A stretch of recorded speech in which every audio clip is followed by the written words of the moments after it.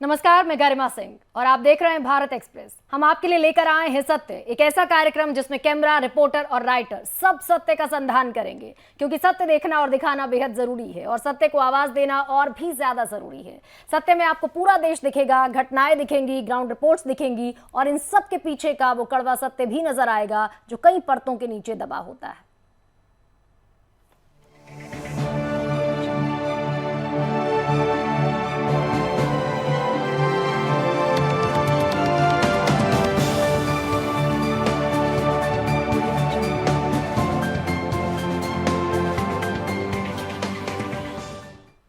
और सबसे पहली खबर का सत्य जुड़ा है राहुल गांधी के विदेश में दिए गए बयानों को लेकर, क्योंकि विदेश में राहुल गांधी ने बयान दी और देश में संग्राम मचा।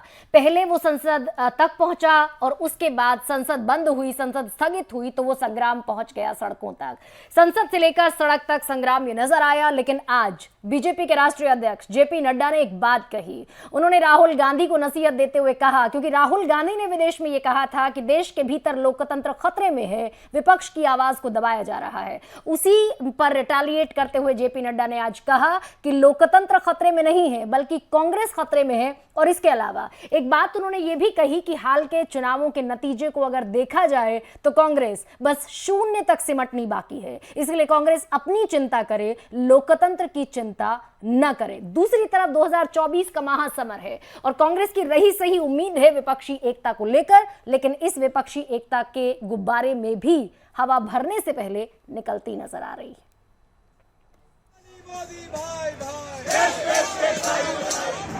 This whole exercise of 4 or 5 ministers, the Prime Minister giving a speech to distract from this fundamental question, which is what is the relationship between the Prime Minister of India and Mr. Adani and his companies, and more importantly, माला जपते जपते कह रहे हैं मोदी तेरी कब्र खुदेगी, लेकिन देश कह रहा है, हिंदुस्तान की आवाज कह रही है, मोदी तेरा कमल खिलेगा।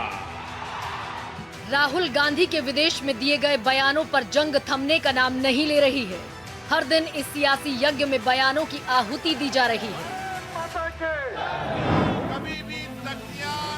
संसद में घमासान है, सड़क पर संग्राम है और ताजा हमला बीजेपी अध्यक्ष जेपी नड्डा ने किया है कि लोकतंत्र नहीं बल्कि कांग्रेस खतरे में है। जेपी नड्डा ने हाल ही में हुए चुनावों का गणित समझाते हुए कांग्रेस की दुर्दशा जाहिर की है। भारत की सॉवरेंटी को इंग्लैंड की भूमि पर चैलेंज किया, इंग्लैंड की सरजमी पर भारत के खिलाफ बोला। क्या बोला? कि भारत में प्रजातंत्र नहीं रह गया है। देखो ये कितने हताश हो गए। क्या कहते हैं? मोदी तेरी कब्र खुदेगी, मोदी तेरी कब्र खुदेगी। और यहाँ जनता बोल रही है मोदी आपका कमल खिलेगा, आपका कमल खिलेगा, आपका कमल खिलेगा। कांग्रेस भी लंबे जमाने के बाद शिथिलता के दौर से बाहर आ रही है और आर पार की जंग के मूड में है। भाजपा ये कहती है कि राहुल गांधी जी ने विदेशों में जाकर हमारी लोकतंत्र की उसके ऊपर टिप्पणी की है, जो उसमें हम लोगों का नुकसान हुआ है और बदनाम हुआ और जेपी से वो बचना चाहते हैं, जेपीसी से बचना चाहते हैं। हमारा कहना यह है कि इमरजेंसी में भी कई विपक्ष के नेताओं ने विदेशों में जाकर इंदिरा जी का विरोध किया। कांग्रेस जिस तीसरे मोर्चे के भरोसे 2024 का महासमर फतेह करना चाहती है, उसी तीसरे मोर्चे की दरारें दिखनी शुरू हो गई हैं। न अखिलेश यादव साथ हैं और न ममता बनर्जी। हम लोग इस संविधान को बचाने के लिए आगे हैं, चाहे हमारी गिनती कम हो, लेकिन हम उनके साथ खड़े दिखाई देंगे जो हमारा संविधान देश का बचाना चाहते हैं। और हमें खुशी है इस बात की कि अगर बंगाल में यहाँ की मुख्यमंत्री दीदी ममता बनर्जी जी लड़ाई लड़ रही हैं, तो उत्तर प्रदेश में हम समाजवादी लोग भी भारतीय जनता पार्टी का मुकाबला करने का चाहते हैं। If you count the BJP vote, you will see their vote percentage was about 22%. This time they transferred their vote to Congress party. They have got like 13% above. So their vote is being transferred to Congress party. CPM Congress together. Congress की मौजूदगी भले ही संसद से सड़क तक इस समय नजर आ रही हो, लेकिन सधे हुए गणित की कमी साफ जाहिर हो रही है। ऐसे में 2024 में मोदी से लड़ने और हराने का ख्वाब अभी भी बहुत बड़ी चुनौती है। Bureau report, Bharat express. तो लोकतंत्र खतरे में है या कांग्रेस खतरे में है? एक तरफ कांग्रेस को लगता है लोकतंत्र खतरे में है और बीजेपी को लगता है कि लोकतंत्र नहीं, कांग्रेस खतरे में है और कांग्रेस को अपनी सुध लेनी चाहिए। रमेश सिंह मेरे सहयोगी मेरे साथ मौजूद हैं। रमेश, मैं प्रश्न यही पूछती हूं आपसे, सत्य क्या है इसका? बीजेपी का एक अपना अलग नैरेटिव है, कांग्रेस का एक अपना अलग नैरेटिव है, लेकिन इसके बीच का वो जो माइनर लेयर्स में सत्य छिपा होता है ना, वो मैं समझना चाहती हूं आपसे। कांग्रेस खतरे में, लोकतंत्र खतरे में?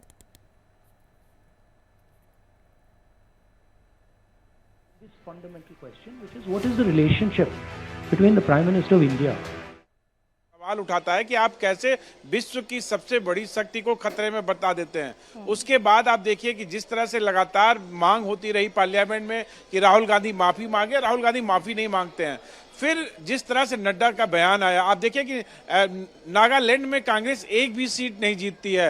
उसके बाद त्रिपुरा, मेघालय में किसी तरह 2, 3 और 5 सीटें आती हैं। पर सबसे बड़ा सवाल है कि कांग्रेस जिस तरह सिमटती जा रही है, तो नड्डा कहीं ना कहीं अपने बयान पे सही साबित होते हैं कि कांग्रेस की सीटें लगातार कम हो रही हैं।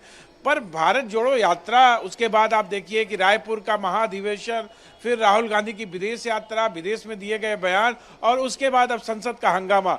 अब इससे कांग्रेस कितनी मजबूत होती है, ये आने वाले दिनों में विधानसभा के उपचुनाव से पता चल जाएगा। पर असली लड़ाई 2024 की है। उससे पहले तमाम समीकरण बनेंगे, तमाम राजनीतिक गतिविधियां होंगी और वो तय करेंगी कि कांग्रेस कहां ठहरती है।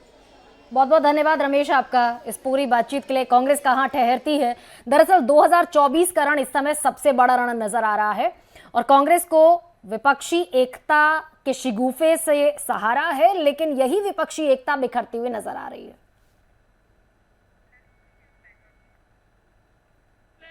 आपका कमल खिलेगा, आपका कमल खिलेगा। कांग्रेस भी लंबे जमाने के बाद शिथिलता के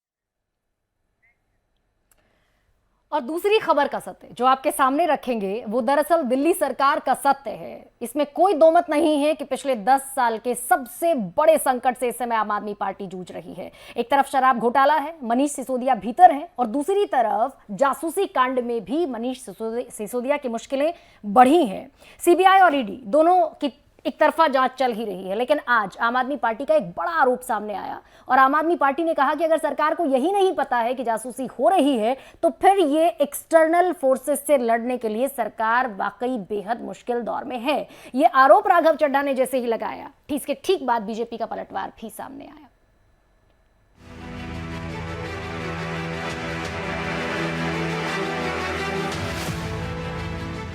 आम आदमी पार्टी संकट का सबसे बड़ा दौर झेल रही है।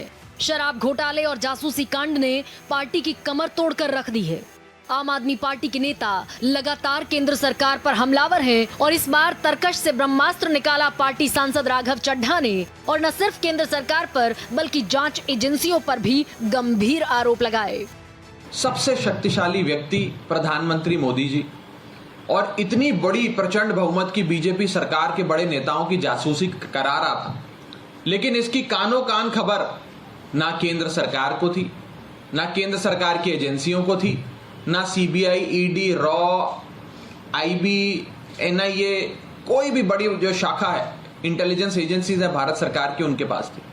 और 8 साल से ये चीजें चल रही। अगर ऐसा हो रहा है तो सबसे बड़ा सवाल तो भारत की एजेंसियों की और केंद्र सरकार की काबिलियत पे खड़ा होता है। दिल्ली के पूर्व डिप्टी सीएम मनीष सिसोदिया के जेल जाने के बाद से आम आदमी पार्टी बैकफुट पर है, लेकिन बीजेपी इसमें अपने लिए संजीवनी ढूंढ रही है। न सिर्फ शराब घोटाला बल्कि जासूसी के मामले में भी बीजेपी ने सीरियल स्ट्राइक कर दी है। भारतीय जनता पार्टी का एक डेमोक्रेटिक राइट है नो कॉन्फिडेंस मोशन लाना हाउस के अंदर। ठीक है, वो नंबर्स नहीं है, लेकिन नो कॉन्फिडेंस मोशन लाने के बाद वहां पे सरकार की फेलियर हम वहां डिस्कस कर सकते हैं। शराब घोटाला जो हमने किया है उस पर बात कर सकते हैं। स्कूल गेट घोटाला है, आपका फीडबैक यूनिट का जो घोटाला है, तमाम घोटालों के ऊपर जिस सरकार के फेलियर्स हैं वहां डिस्कस हो सकता है हाउस के अंदर। लेकिन मुझे समझ में नहीं आता राघव चड्ढा उनकी पार्टी को इतनी बौखलाहट क्यों है। हालांकि आम आदमी पार्टी को इसमें सिर्फ केंद्र की साजिश दिखती है। केजरीवाल की नजर में शराब घोटाला जमीन पर है ही नहीं। बड़ी नाइंसाफी है कि नहीं है? मनीष सिसोदिया के घर पे रेड मारी, कुछ नहीं मिला। बोले मनीष सिसोदिया 100 करोड़ खा गया, कभी कहते हैं 1000 करोड़ खा गया। अरे मनीष सिसोदिया ने 100,000 करोड़ खाए होते तो करोड़ 2 करोड़ उसके घर में मिलने चाहिए थे कि नहीं मिलने चाहिए थे? उसकी पूरी रेड में 10,000 रुपए मिले। मनीष सिसोदिया के बैंक लॉकर देखे, उसमें कुछ नहीं मिला। इस समय जासूसी कांड और शराब घोटाला चक्की के 2 पार्ट की तरह है, जिसमें आम आदमी पार्टी पिसती हुई नजर आ रही है। तमाम जांच एजेंसियां साक्ष्यों के आधार पर जांच को आगे बढ़ा रही हैं और कोर्ट से भी रिमांड दर रिमांड मिलता जा रहा है। ऐसे में हो सकता है कि आने वाला समय केजरीवाल के लिए और बड़ी मुश्किलें लेकर आए। Bureau report, Bharat express. तो परत दर परत जांच एजेंसियां सत्य खंगालने की कोशिश कर रही हैं, लेकिन एक और सत्य है खबर का जो मेरे सहयोगी आदित्य द्विवेदी हम तक पहुंचाएंगे। आदित्य, केजरीवाल सरकार गिरेगी ऐसा बीजेपी का कहना है। इधर जासूसी कांड है, इधर शराब घोटाला है, ईडी की रिमांड फिर से मनीष सिसोदिया को मिल गई है और वाकई संकट का दौर आम आदमी पार्टी के लिए नजर आ रहा है। लेकिन सरकार गिरने तक क्या ये संकट पहुंचेगा? क्या ये सत्य है? देखिए गरिमा, इसमें कोई दो राय नहीं है कि आम आदमी पार्टी के 3 नंबर और 2 नंबर के नेता फिलहाल जेल में हैं और अब भाजपा का जो अटैक है वो सीधे सीधे केजरीवाल यानी कि पार्टी की और सरकार के जो मुखिया हैं उन पर है। लेकिन 70 में से 62 सांसद लेकर के बैठी हुई आम आदमी पार्टी, तो उसको गिराना, उसको एक तरह से अगर गिराते भी हैं या कुछ गिरती भी है सरकार, तो ये बड़ा मुश्किल होगा, इतना आसान काम नहीं होगा, क्योंकि इसका मैसेज भी काफ़ी गंदा जाएगा। इससे पहले कांग्रेस और आम आदमी पार्टी दोनों ही इस मसले पर लगातार भाजपा सरकार को घेरती रही हैं। अभी भी कभी कभार कांग्रेस के राष्ट्रीय अध्यक्ष मल्लिकार्जुन खड़गे कहते हैं कि 7 प्रदेश की चुनी हुई सरकारों को गिराया गया, जिसमें मध्य प्रदेश है, गोवा है, वगैरह वगैरह। आम आदमी पार्टी भी इस तरह के आरोप भाजपा पर लगा चुकी है। खुद केजरीवाल बोल चुके हैं अगस्त 2022 में कि 800 करोड़ का बजट रखा हुआ है भाजपा ने उनके विधायक खरीदने को लेकर के। तो कुल मिलाकर के हम यहाँ पर ये बताना चाहेंगे अपने दर्शकों को कि ये बहुत आसान काम नहीं है, बड़ा मुश्किल काम है, लेकिन हाँ, माहौल बनाने का काम दोनों तरफ से चल रहा है। इधर केजरीवाल पर अटैक किया जा रहा है भाजपा की तरफ से, तो उधर केजरीवाल के जो टीम के शीर्ष नेता जो बचे हुए हैं, अब उसमें चड्ढा हैं, उसमें संजय सिंह हैं, ये लोग भी लगातार भाजपा पर हमलावर हैं। जी बहुत बहुत धन्यवाद आदित्य। कुल मिलाकर ये कहना है कि पॉलिटिकल प्रोपेगेंडा इसको माना जा सकता है, क्योंकि चुनी हुई सरकार को इस तरीके से गिराना कोई बहुत आसान नहीं होता है। लेकिन जिस तरीके के आरोप आम आदमी पार्टी भी भारतीय जनता पार्टी पर लगाती रही है, वो भले ही हॉर्स ट्रेडिंग का आरोप हो या बाकी पिछली सरकारों का कुछ उदाहरण दिया जाना हो, ये तमाम चीजें खैर बहुत आसान नहीं है और इसीलिए इसे सिर्फ और सिर्फ पॉलिटिकल प्रोपेगेंडा माना जा सकता है। बहुत बहुत धन्यवाद। लेकिन अब जिक्र उमेश पाल हत्याकांड का, क्योंकि इस हत्याकांड के 23 दिन तकरीबन बीत चुके हैं और उत्तर प्रदेश की जो पुलिस है वो चप्पे चप्पे पर एक तरीके से सर्च ऑपरेशन भी चला रही है। रडार पर अतीक के तमाम गुर्गे बने हुए हैं और अतीक अहमद का जो भी सिंडिकेट है वो पूरा सिंडिकेट पुलिस के रडार पर है। हर दिन एक नई धरपकड़ है और फिलहाल जो ताज़ा जानकारी है वो ये कि अतीक के एक बेहद करीबी गुर्गे को गिरफ्तार किया गया है, जिसके घर जाकर अतीक रुका करता था। जाहिर सी बात है कि इन तमाम अरेस्टिंग के बाद कोई बड़ा लीड हो सकता है पुलिस को मिले और जो मोस्ट वांटेड अभी भी पुलिस की गिरफ्त से बाहर हैं वो हत्थे चढ़ पाए।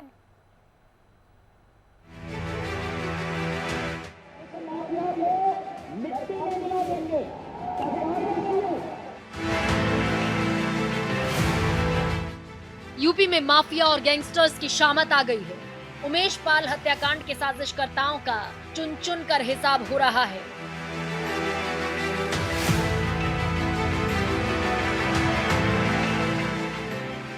बुलडोजर माफिया की सल्तनत को रौंद रहा है, गैंगस्टर्स के अतिक्रमण पर जोरदार आक्रमण कर रहा है।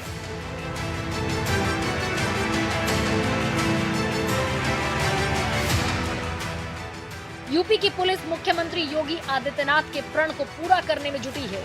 देश से विदेश तक सर्च ऑपरेशन चल रहे हैं।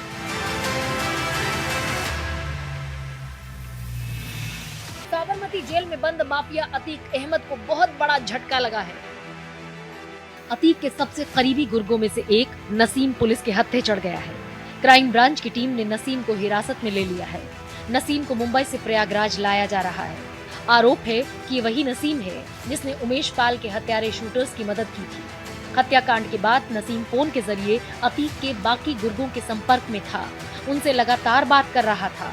नसीम का घर मुंबई में है और अतीक यही रुका करता था। उमेश पाल शूटआउट केस में पुलिस को एक और बड़ी कामयाबी हासिल हुई। एसटीएफ की टीम ने कौशाम्बी के महमूदपुर में दबिश दी और शूटर साबिर की बहन गुड़िया को दबोच लिया। ये वही साबिर है जिसके भाई जाकिर की कुछ दिन पहले हत्या हुई और लाश के पास जो मोबाइल मिला उसमें एसटीएफ को इसी केस से रिलेटेड विस्फोटक ऑडियो मिले। साबिर की बहन से इन्हीं ऑडियो के सिलसिले में पूछताछ हो रही है।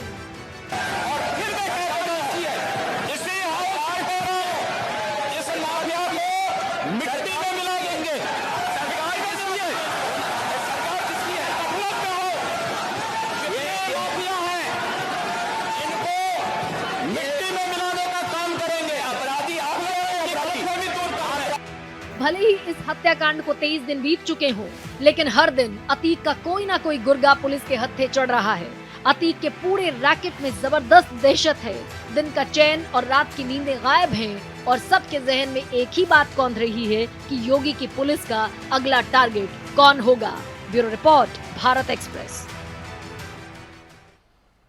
विक्रम सिंह मेरे सहयोगी मेरे साथ इस समय मौजूद हैं और इस सर्च ऑपरेशन का सर्च ऑपरेशन न सिर्फ भारत में बल्कि विदेश में भी चल रहा है, उसका क्या आउटकम है, क्या उससे अभी तक का हासिल है, ये विक्रम हम तक पहुंचाएंगे। विक्रम, ये शख्स जो पकड़ा गया है जिसे अतीक का बेहद करीबी गुर्गा बताया जा रहा है, इसके पकड़े जाने के बाद से और उधर शूटर साबिर की बहन से जो पूछताछ चल रही है, क्या कुछ इंपॉर्टेंट कॉन्क्रीट लीड मिलती हुई नजर आ रही है इस केस में?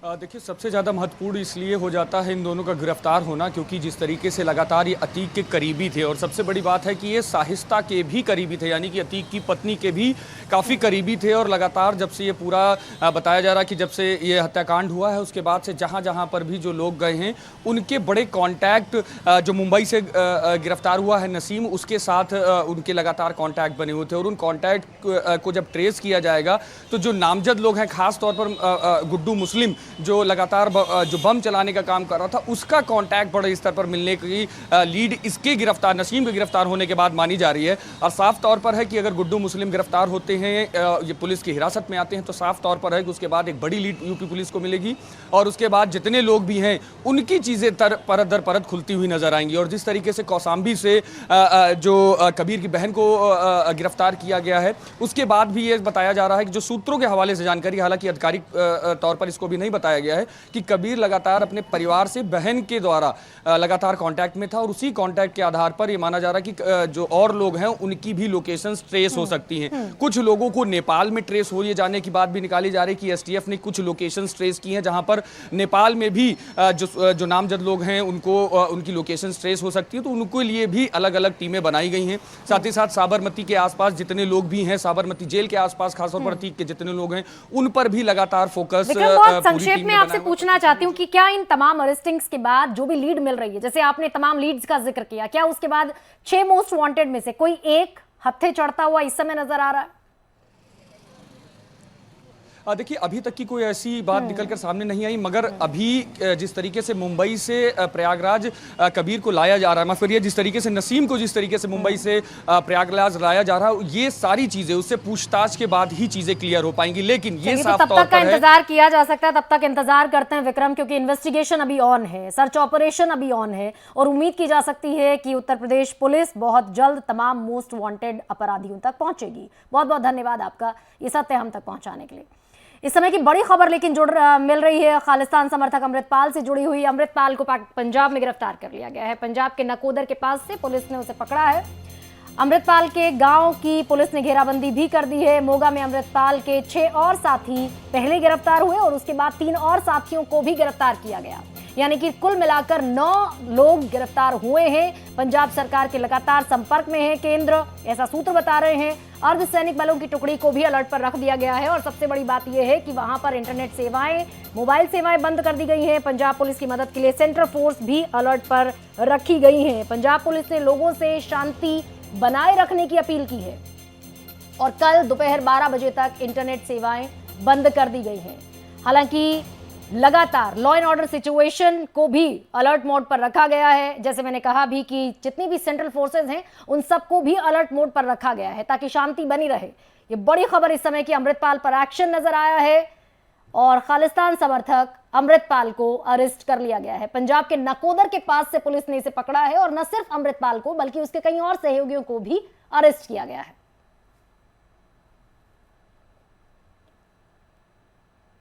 और इधर दूसरी तरफ खबर यह भी है कि अमृतपाल के गांव की पुलिस ने घेराबंदी कर दी है और पूरे पंजाब में इंटरनेट सेवाएं बंद कर दी गई हैं।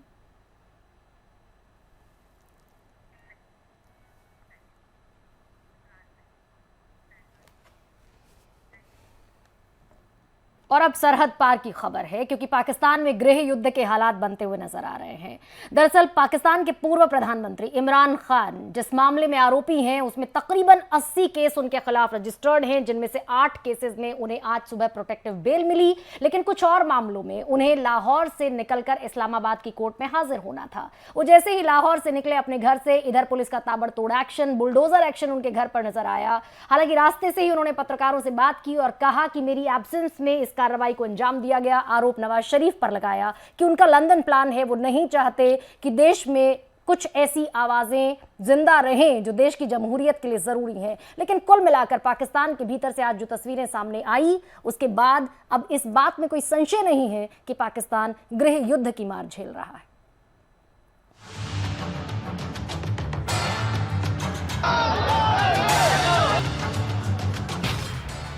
शहबाज वर्सेस इमरान, पाकिस्तान में कोहराम। इमरान को मौत का डर, घर में चला बुलडोजर।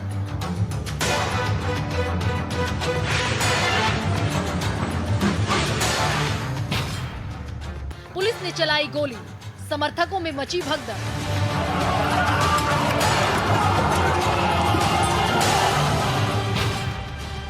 लाहौर टू इस्लामाबाद, गृह युद्ध के हालात।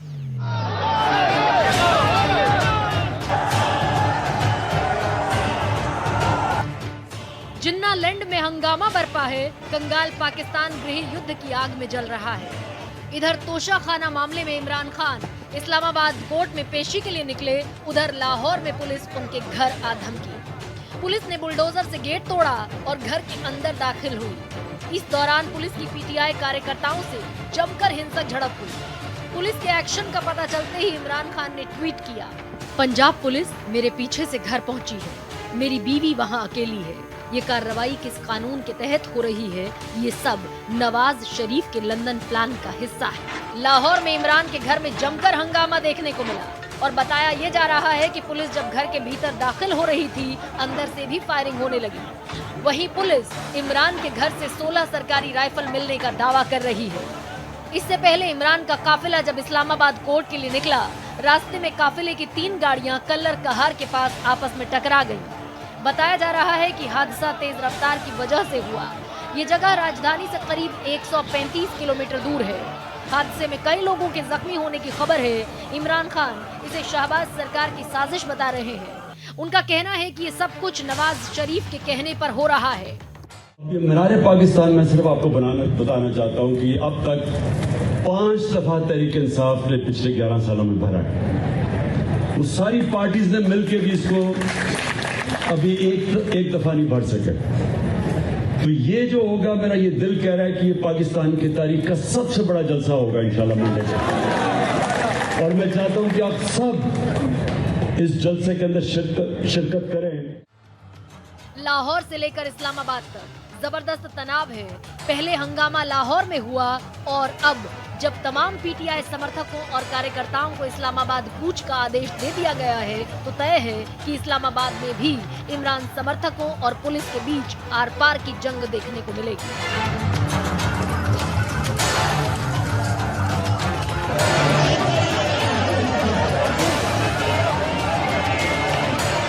इसी के साथ तय ये भी है कि पाकिस्तान अपने मुस्तकबिल के लिए जंग लड़ रहा है। Bureau report, Bharat express.